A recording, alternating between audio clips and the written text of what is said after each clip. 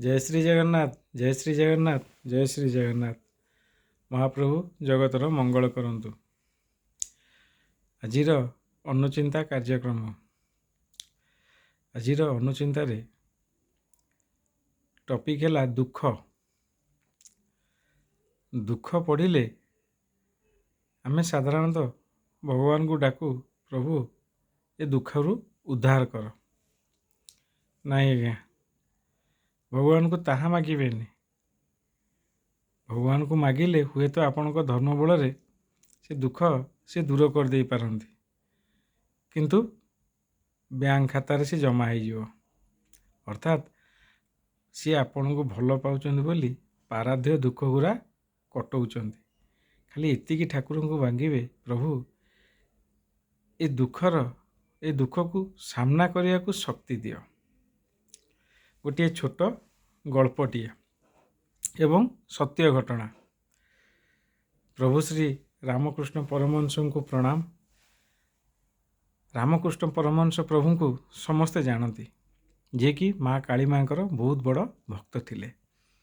ଏମିତିକି ନିଜ ନବବିବାହିତା ସ୍ତ୍ରୀକୁ ବି ସିଏ ମା ରୂପରେ ଦେଖିଥିଲେ। ତାଙ୍କ ସ୍ତ୍ରୀକୁ ବି ସିଏ ମା ବୋଲି କହି ସମ୍ବୋଧନ କରିଥିଲେ।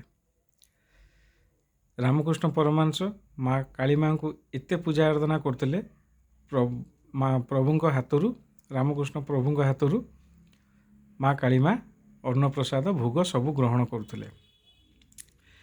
ଦିନେ ରାମକୃଷ୍ଣ ପରମହଂସଙ୍କର କିଛି ଶିଷ୍ୟ ଆସି କହିଲେ ଯେ, ପ୍ରଭୁ ଗୁରୁଦେବ, ଆପଣ ତ ମା କାଳୀମାଙ୍କର ଏତେ ବଡ଼ ଭକ୍ତ, ମାଆଙ୍କୁ ଆପଣ ଖୋଇ ଦେଉଛନ୍ତି, ମାଆଙ୍କ ସହିତ କଥାବାର୍ତ୍ତା କରୁଛନ୍ତି।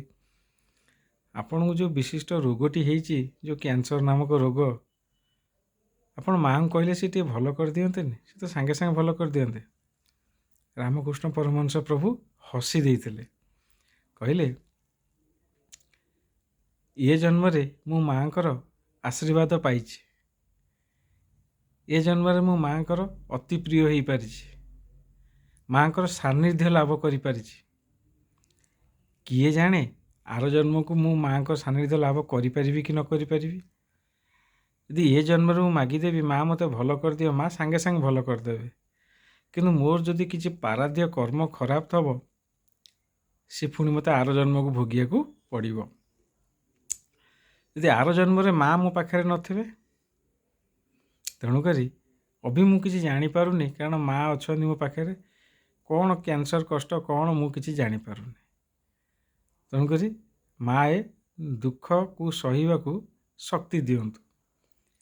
ଏ ଗପଟିର କହିବାର ତାତ୍ପର୍ଯ୍ୟ ଆପଣ ବୁଝିପାରୁଥିବେ।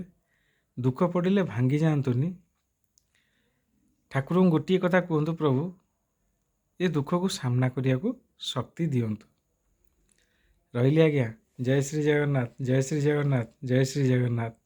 ଜଗତର ମଙ୍ଗଳ ହଉ।